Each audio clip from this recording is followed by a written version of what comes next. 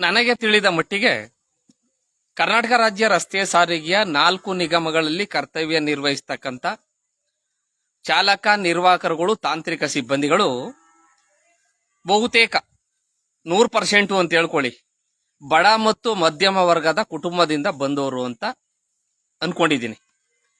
ಆದ್ರೆ ಕೆಲವೊಂದು ಮಾರ್ಗಗಳಲ್ಲಿ ಸಾರಿಗೆ ಸಂಸ್ಥೆಯ ಸಹ ಸಿಬ್ಬಂದಿ ಅವನೇನು ಗೋವಾಕ್ಕೆ ಟೂರ್ ಕರ್ಕೊ ಹೋಯ್ತಾ ಇಲ್ಲ, ಇಲ್ದರೆಲ್ಲ ಮಂಗಳೂರು ಬೀಚ್ ನೋಡೋಕೆ ಯಾರನ್ನೋ ಕರ್ಕೊ ಹೋಯ್ತಾ ಇಲ್ಲ. ಕರ್ತವ್ಯ ಮುಗಿಸಿ ಮನೆಗೆ ಹೋಗುವಾಗ ಅದೇ ಇನ್ನುಳಿದಂತ ಸಾರಿಗೆ ನಿಗಮಗಳಲ್ಲಿ ಸಹೋದರ ನಿಗಮಗಳಲ್ಲಿ ಕರ್ತವ್ಯ ನಿರ್ವಹಿಸ್ತಾ ಇರತಕ್ಕಂತ ಒಬ್ಬ ನೌಕರ ಬಂದ್ರೆ,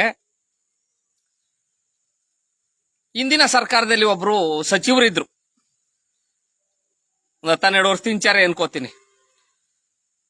ಬೆಂಗಳೂರಲ್ಲಿ ಅಧಿವೇಶನ ನಡೀತಿರುವಾಗ ಹೆಲಿಕಾಪ್ಟರ್ ಹೋಗಿ ಅವ್ರ ಜಿಲ್ಲೆಯಲ್ಲಿ ಊಟ ಮಾಡ್ಕೊಂಡು ಬರ್ತಿದ್ರಂತೆ, ಜೊತೆಗೆ ಬಿಸ್ಲರಿ ವಾಟರ್ ಅಲ್ಲಿ ಜಳಕ ಮಾಡ್ತಿದ್ರಂತೆ. ಅಂತ ಕುಟುಂಬಗಳಿಗೆ ಏನಾದ್ರು ಜನ್ಮ ತಾಳಿ ಜನಸೇವೆ ಮಾಡೋದಿಕ್ಕೆ ಸಾರಿಗೆ ನಿಗಮಗಳಿಗೆ ಬಂದ್ಬಿಟ್ಟಿದ್ದಾರೇನೋ ಅನಿಸ್ತದೆ. ಯಾಕೆಂದ್ರೆ ಡ್ಯೂಟಿ ಮುಗಿಸ್ಕೊಂಡು ನೀನ್ ಡ್ಯೂಟಿ ಮಾಡ್ತಾ ಇದೀಯ ಕಣಪ್ಪ ಬಸ್ಸಲ್ಲಿ, ನಾನು ನಿಮ್ಮ ಮನೆಗೆ ಹೋಯ್ತಾವನಿ ಅಂತ ಹೋಗಲ್ಲ. ನಿಮ್ಮ ಯೋಗ್ಯತೆಗೆ ಬೆಂಕಿ ಹಾಕುರ ಕೆಲವೊಂದು ಜನ ಕೇಳ್ತಾ ಇದೀನಿ ನಾನು. ATM ಮಿಷಿನ್ ಅಲ್ಲಿ ಆಪ್ಷನ್ ಇರ್ತದೆ ತಾನೆ, ಯಾವ್ಯಾವ ಪಾಸು ಎಂಟ್ರಿ ಮಾಡ್ಕೋದು ಅಂತ. ಯಾರ್ಯಾರೋ ಬಿಟ್ಟಿರ್ತಾರೆ, 330 ಪಾಸ್ ಅವೆ ಸಾರಿಗೆ ನಿಗಮಗಳಲ್ಲಿ. ಅವರೆಲ್ಲ ಓಡಾಡುತ್ತ ಕೇಳಲ್ರಿ. ನಿಮ್ಮಂತೆ ಸಹ ನೌಕರ ಒಬ್ಬ ಕರ್ತವ್ಯ ಮುಗಿಸಿ ಮನೆಗೆ ಹೋಗ್ಬೇಕಾದ್ರೆ ಮೊಕ್ಕ ಗಂಟು ಹಾಕೋತಿರಲ್ಲ, ನೀವೇನಾರ ಕರ್ತವ್ಯಕ್ಕೆ ಬರುವಾಗ ಕರ್ತವ್ಯ ಮುಗಿಸ್ಬಿಟ್ಟು ಹೋಗುವಾಗ ನಿಮ್ಮ ಅಪ್ತೀರಿ ಏನಾದ್ರು 150-200 ಎಕರೆ ಚಿಕ್ಕಮಗಳೂರಲ್ಲಿ ಕಾಫಿ ಎಸ್ಟೇಟ್ ಹೊಂದಿದಾರ, 12 ಮನೆ ಬಾಡಿಗೆ ಸದಾಶಿವನಗರದಲ್ಲಿ ಡಾಲರ್ಸ್ ಕಾನೂನಲ್ಲಿ ಬಂದದ ನಿಮಗೆ. ನೀವು ಅದೇ ರೀತಿ ತಾನೇ ಕರ್ತವ್ಯ ನಿರ್ವಹಿಸ್ಬಿಟ್ಟು ಹೋಗುದು. ಇಲ್ಲ ಒಂದ್ 7-8 ಕಿಲೋಮೀಟರ್ ಹಳ್ಳಿಗೆ ಬರುವುದಾದ್ರೆ ಬೈಕಲ್ಲಿ ಬಂದಿರೇನೋ, ಬೈಕ್ ನಿಲ್ಸ್ಬಿಟ್ಟು ನಿಮ್ ಡಿಪೋದಲ್ಲಿ ಕರ್ತವ್ಯ ಮುಗಿಸ್ಬಿಟ್ಟು ಬೈಕಲ್ಲಿ ಹೋಯ್ತೀರಿ. ಹಂಗಾರೆ ಬಸ್ಸಲ್ಲಿ ಯಾವಾಗ್ಲೂ ಹೋಗಲ್ರ? ಅವ್ರೆಲ್ಗೂ ಹೋದರು? ವರ್ಷಕ್ಕೊಂದ್ಸಲಿ ಫ್ಯಾಮಿಲಿ ಪಾಸ್ ಕೊಡ್ತಾರೆ, ನೋಡಿದೀರಾ? 4 ರಜಾ ಕೊಟ್ಟಾರೆ ಹೋಗ್ಬರೋಗಪ್ಪ ಅಂತ. ನಾನು ಕರ್ತವ್ಯಕ್ಕೆ ಸೇರಿ 20 ವರ್ಷ ಆಯ್ತು. ಒಂದೇ ವರ್ಷ ಮದ್ವೆ ಆದ ಹೊಸರಲ್ಲಿ ಮಾತ್ರ ಪಾಸ್ ತಕೊಂಡದ್ದು, ಫ್ಯಾಮಿಲಿ ಪಾಸ. ಅಯ್ಯೋ ನಿಮ್ಗೆ ರಜಾ ಇಲ್ಲ, ಇದ್ ತಕೊಂಡ್ ನಾವೆಲ್ಗೋಮ ಬಿಡ್ರಿ ಬ್ಯಾಡ್ರಿ ಅಂತಾರೆ ಮನೇಲಿ. 1 ಸಲ 2 ಸಲ ತಗೊಂಡಿವ್ರಿ. ಇನ್ನು 18 ವರ್ಷ ಪಾಸ್ ಆದ ಹೆಂಗಿದದು ಫ್ಯಾಮಿಲಿ ಪಾಸು ಅಂತ ತಗೊಲೇ ಇಲ್ಲ ನಾನು. ಯಾಕೆ? 4 ರಜಾ ಕೊಡದೇ ಇದ್ಮೇಲೆ ಯಾಕದು ಪಾಸು? ನಾವೆಲ್ಲಿ ಯಾರು ಕರ್ಕೊಂಡು ಹೋಮ ಟ್ರಿಪ್ಗೆ? ಇನ್ಯಾರನಾರ ಕರ್ಕೊಂಡು ಹೋಮೆ ಅಂತಾರೆ ಮನೇಲಿ. ಹಾಗಾಗಿ ಹಂಗೇನಾರ ನೀವು ಹೆಲಿಕಾಪ್ಟರ್ ಬಂದು ಕರ್ತವ್ಯ ಮುಗಿಸಿ ಮತ್ತೆ ಹೆಲಿಕಾಪ್ಟರ್ ಅಲ್ಲಿ ಎಲ್ಲಾರ ಡಿಪೋ ಮೇಲೆ ಲ್ಯಾಂಡ್ ಮಾಡ್ಬಿಟ್ಟು ಬಿಲ್ಡಿಂಗ್ ಮೇಲೆ ಮತ್ತೆ ಕರ್ತವ್ಯ ಮುಗಿಸ್ಬಿಟ್ಟು ಹೆಲಿಕಾಪ್ಟರ್ ಓದಿರಾ? ಸರ್ಕಾರದ ಬೇರೆ ಇಲಾಖೆಯಲ್ಲಿ ನಾನು ಒಂದು 4-5 ಇಲಾಖೆಯಲ್ಲಿ ಸ್ನೇಹಿತರು ಮಡಗಿವ್ನಿ. ಎಷ್ಟು ಗೌರವ ಕೊಟ್ಟು ಮಾತಾಡ್ತಾರೆ. ಅದು ಫೈಲು ಮೂವ್ ಆಯ್ತಾ ಸರ್, ಸ್ವಲ್ಪ ನೋಡಿ ಸರ್, ಏನ್ ಮಾಡಿದ್ರಿ, ಸ್ವಲ್ಪ ಜಲ್ದಿ ಬೇಗ ಮುಗಿಸ್ಬಿಡಿ ಅದ ಅಂತಾರೆ. ಯಾವ ಗೌರವ ಕೊಟ್ಟು ಮಾತಾಡ್ತಾರೆ. ಅವನು ಬಿ ದರ್ಜೆ ಅಧಿಕಾರಿ ಆಗ್ಬೋದು, ಸಿ ದರ್ಜೆ ಅಧಿಕಾರಿ ನೌಕರ ಆಗ್ಬೋದು. ಇವನು ಯಾವ ಗೌರವ ಕೊಟ್ಟು ಮಾತಾಡ್ತಾರೆ ಹೋಗಿ ಬನ್ನಿ ಅಂತ.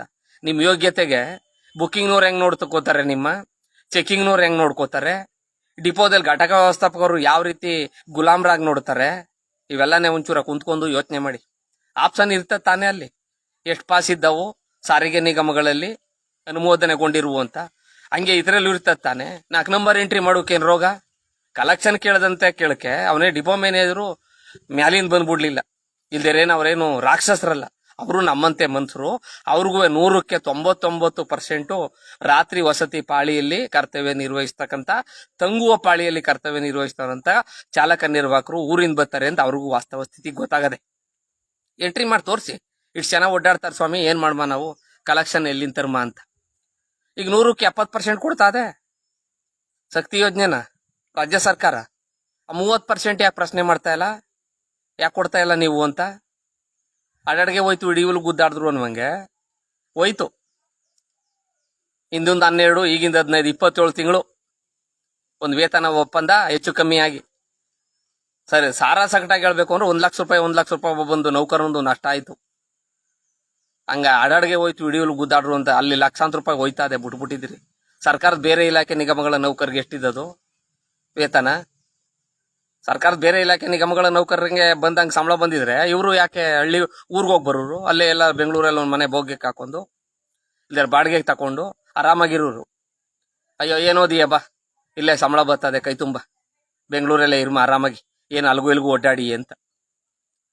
ಕಡಿಮೆ ಬರ್ತಾ ಇರುತ್ತಾನೆ ಹೆಡ್ತಿ ಮಕ್ಕಳ 106 ಕಿಲೋಮೀಟರ್ ಬಿಟ್ಬಿಟ್ಟು ಅಷ್ಟು ಮಿತ್ಬಿರಿ ಎಲ್ಲಿಂದ ಬಂದರು ಬೆಂಗಳೂರಿಗೆ?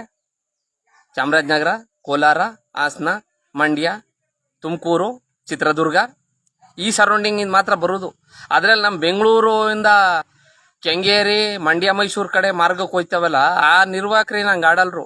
ಕರ್ತಾರೆ. ನಾವು ಕೆಂಗೇರಿಲಿ ಬರ್ತಾ ಇರೋ ದೂರದಲ್ಲಿ, ಮಲೇಶಣ್ಣ ಬಾ ಅತ್ಕ ಬನ್ನಿ ಅಂತಾರೆ. ನನ್ನ ಜೊತೆಲಿ ಇನ್ನೂ ಒಂದಿಬ್ರು ಸ್ನೇಹಿತರು ಇರ್ತಾರೆ. ಅವ್ರು ಪಾಸ್ನು ಚೆಕ್ ಮಾಡಲ್ರು. ಯಾಕೆ ಮಲೇಶಣ್ಣನ ಜೊತೆಲಿ ಬಂದವರು ಇವರು ಸ್ಟಾಪು ಅಂತ. ಅದೇನೋ ಹಾಸನ ಡಿವಿಷನ್ ಅಲ್ಲಿ ಒಂದಷ್ಟು ಡಿಪೋಗಳಿದ್ದೀರಿ, ಇನ್ಯಾವ ಮಟ್ಟಿಗೆ ನಿಮ್ಗೆ ಉಗಿದು ಉಪ್ಪಿನಕಾಯಿ ಹಾಕ್ಬೇಕು?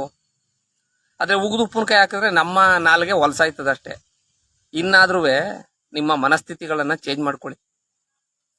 ಏನಲ್ಲಿ 2,000 ರೂಪಾಯಿ ಹೆಚ್ಚಿಗೆ ತಗೋಬಿಟ್ಟು 40 ರೂಪಾಯಿ ಹೆಚ್ಚಿಗೆ ಇನ್ಸೆಂಟಿವ್ ಬಂದ್ಬಿಟ್ರೆ ಏನಾರ ನೀನು ಕಿರೀಟ ಕೊಟ್ಟಾರೆ ಅಲ್ಲಿ ತಂದ್ಬಿಟ್ಟಿದ್ಯಾಕನಪ್ಪ ಬಂದಪ್ಪ, ಬಹಳ ಕಷ್ಟ ಆಯ್ತೇನೋ ಇಷ್ಟೊಂದು ಕಲೆಕ್ಷನ್ ತಂದು.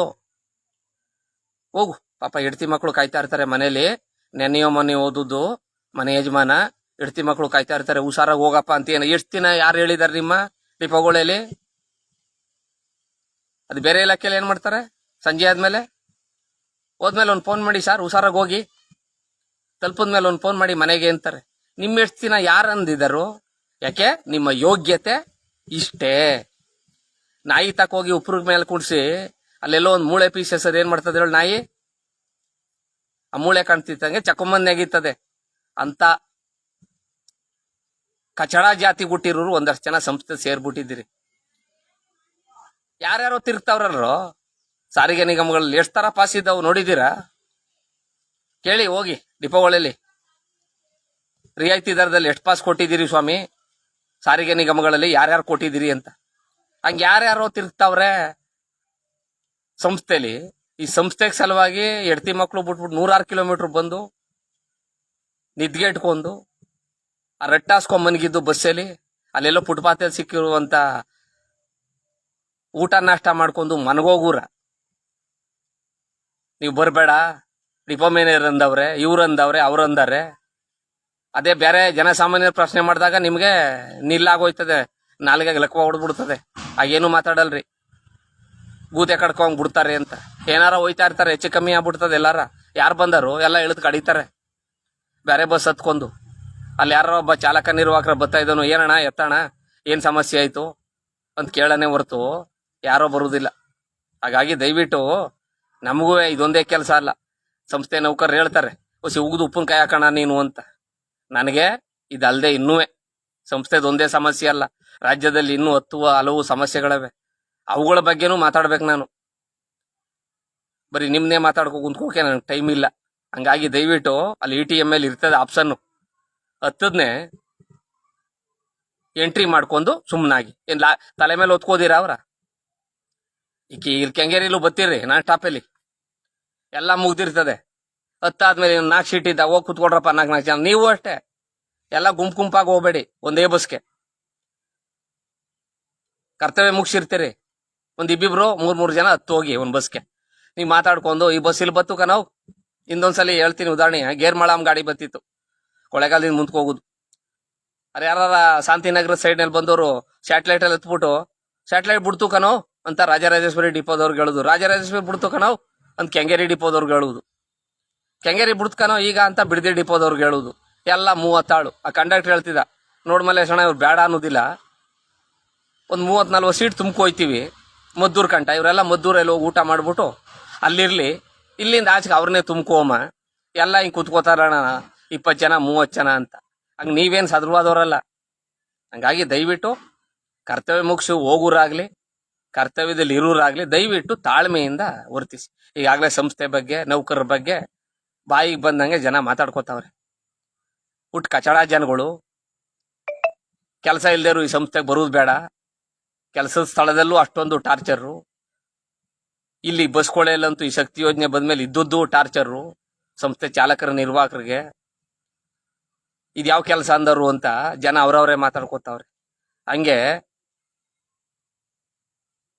ನಗೋರ ಎದುರು ಎಡಗಿ ಬಿದ್ದು ಕೆಲಸ ಮಾಡ್ಕೋಬೇಡಿ, ಒಬ್ರಿಗೊಬ್ರು ಅನ್ಯೋನ್ಯವಾಗಿ ಹೋಗಿ ಅಂತ ಹೇಳ್ತಾ ನಾನು ಈ ವಿಡಿಯೋಗೆ ಪೂರ್ಣ ವಿರಾಮ ಆಗ್ತಾ ಇದ್ದೀನಿ. ಭಗವಂತ ಎಲ್ಲರಿಗೂ ಒಳ್ಳೇದ್ ಮಾಡ್ಲಿ. ಜೈ ಹಿಂದ್, ಜೈ ಕರ್ನಾಟಕ, ಮತ್ತೆ ಶುಭ ದಿನ.